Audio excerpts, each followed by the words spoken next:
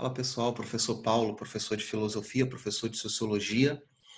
Hoje mais uma aula um pouco diferente, uma aula temática, né?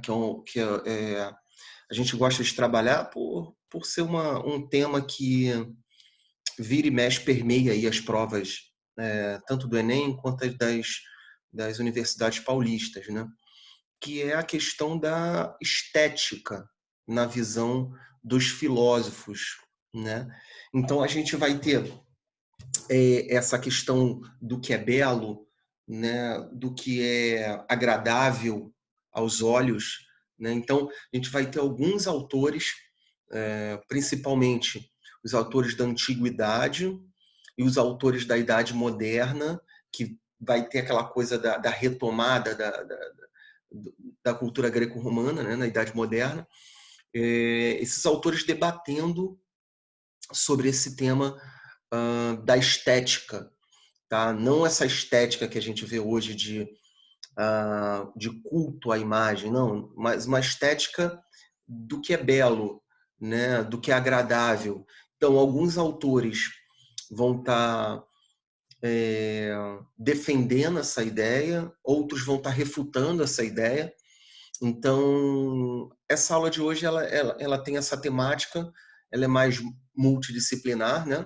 E a gente vai estar olhando aí o que cada autor falou, porque vira e mexe, a gente tem questões indiretas ou diretas sobre esse tema. E eu gosto de trabalhar, eu gosto de fazer um apanhado de alguns autores sobre isso. Nosso próximo autor, normalmente que a gente trabalha, é o Schopenhauer. O Schopenhauer ele leva essa estética a um grau um pouco maior dentro da sua escrita. Então, a gente não vai falar de Schopenhauer hoje, é um assunto para uma próxima aula, mas vamos falar de outros autores que debateram essa questão da estética dentro da filosofia. Tá legal? Deixa eu só compartilhar aqui com vocês para a gente começar aí. Então, como tema dessa aula, eu coloquei a temática da estética, né? Em vez só de estética, porque é um tema, né? Ela não está ligada a um autor só, ela está ligada a alguns autores, tá legal? Então, vamos lá. Para a gente compreender aí da onde vem essa questão estética, por coincidência vem da Grécia, tá legal? Então, a estética que a gente tem hoje, eu cheguei a comentar, é aquela coisa visível das blogueirinhas, né? De maquiagem, de cirurgias plásticas, de culto à beleza. Não é muito bem isso, tá legal? A gente pode até levar em alguns determinados momentos essa questão. Mas a questão que a gente entende de estética é como se fosse uma experiência de prazer, tá? Essa estética não só na beleza do homem, mas uma estética já ligada à arte, uma estética ligada à cultura, né? A questão do que dá prazer para o ser humano, tá? Então, do grego, essa palavra vem do grego, né? Eu não sei falar grego e muito menos a simbologia grega, né? Então isso aqui é uma fonologia aí, como se falaria em grego, né? Aesthetikē, tá? A estética, né?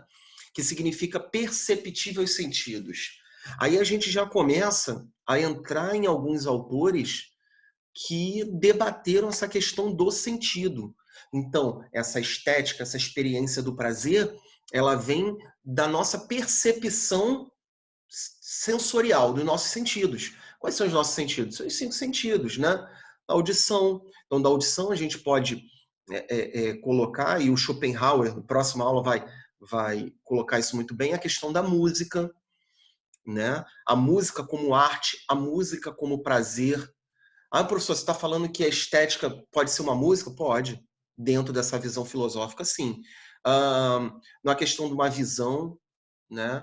Um quadro bonito, uma escultura bonita, enfim, tudo que a visão possa te dar prazer aos seus sentidos da visão, ou do olfato, né? Ou do paladar, enfim, essa estética perceptível aos sentidos do ser humano, tá?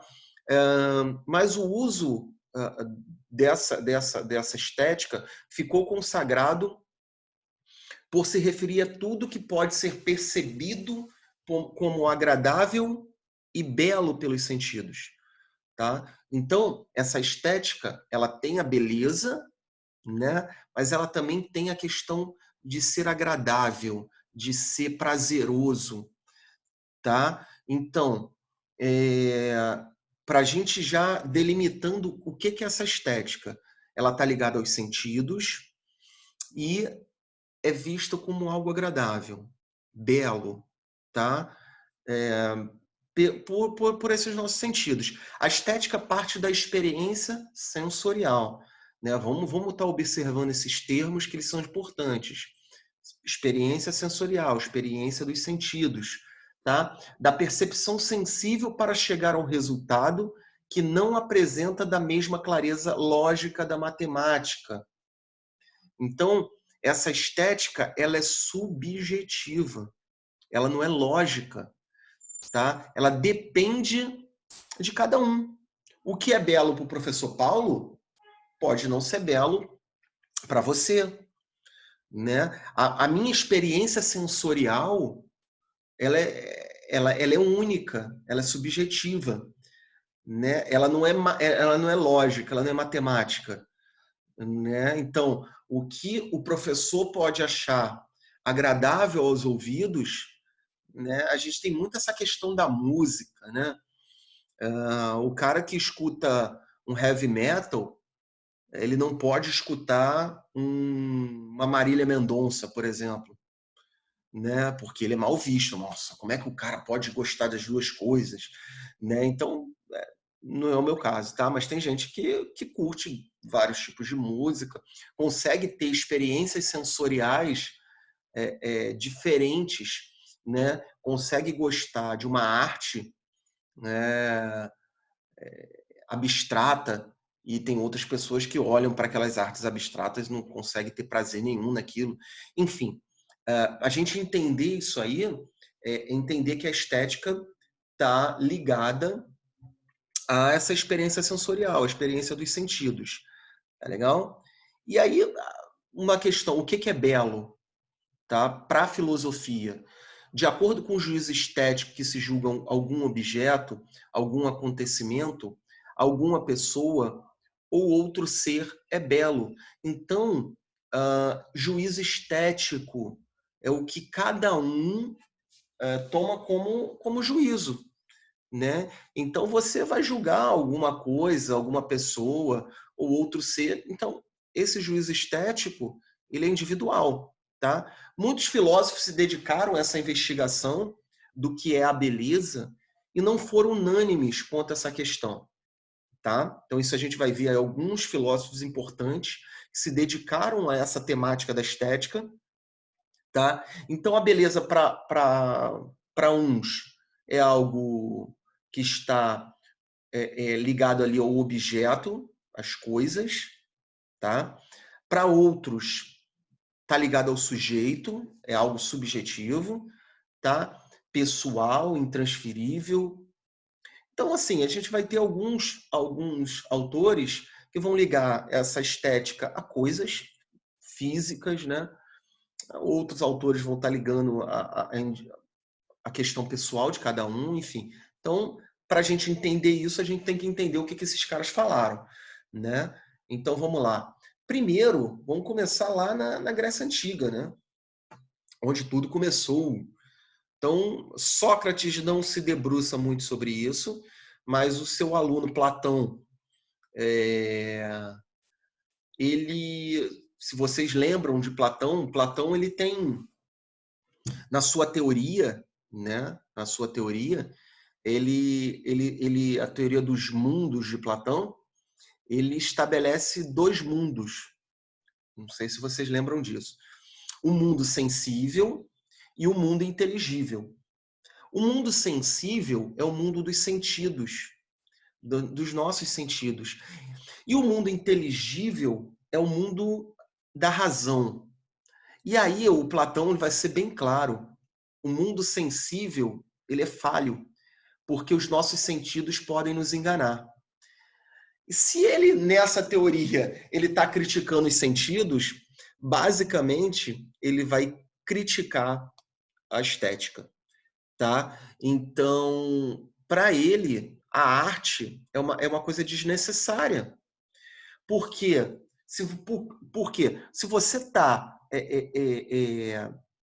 pintando algo, representando algo que já existe, se eu consigo ver uma flor, para que alguém vai representar essa flor a nível de arte? Né? Se eu consigo ver o ser humano, para que uma escultura de um ser humano? Isso foge da razão. Então, para ele, o mundo é uma cópia, tá? Seria uma imitação capaz de enganar. Então, essa arte, essa estética para o Platão, ela só faz te enganar, porque você está vendo. Então, para ele, a realidade ela já se basta. Né? Então, já conhecemos tudo através do nosso inteligível, da nossa razão. A imitação para o Platão é chamado de simulacro. Então, gente,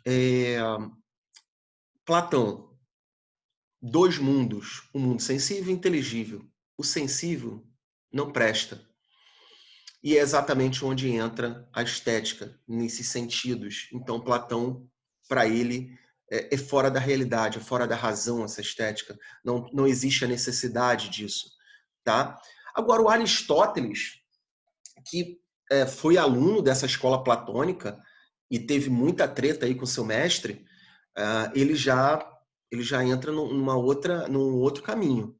Tá? Então, Aristóteles, para ele, a imitação é benéfica para o conhecimento, por ser um exercício de verossimilhança. O que é verossimilhança?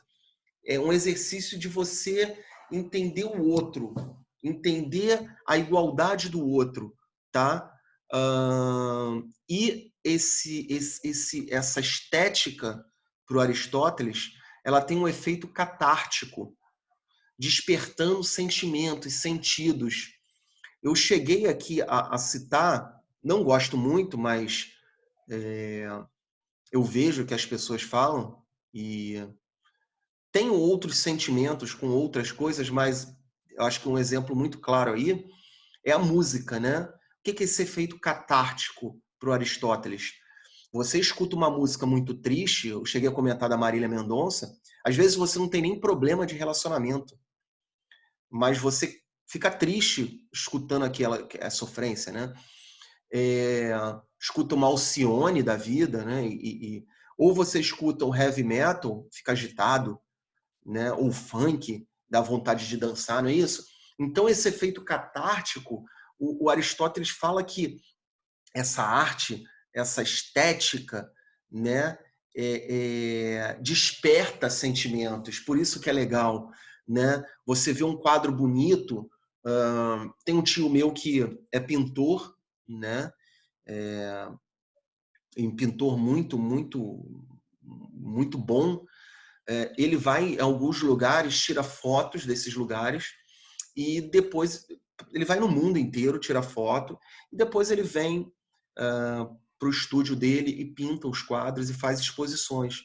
Uma das exposições que eu fui desse meu tio, Virgílio Dias, uma das exposições que eu fui foi a respeito de Portugal. Né? Então, as pessoas que viviam no Brasil há muito tempo, que eram portugueses, foram nessas exposições e olhavam as imagens desse meu tio e choravam, né? E, enfim, é esse efeito catártico, né, que a arte tem, que a estética ocasionou nessas pessoas, né? Essa coisa da emoção, só por ver uma paisagem, da saudade, enfim.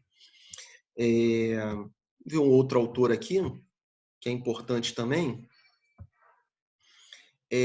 Então, assim, depois do Aristóteles, a gente tem esse período medieval, Esse período medieval a gente vai ter a arte cristã ali, mais como efeito pedagógico. O que seria isso? Como uma arte para ensinar.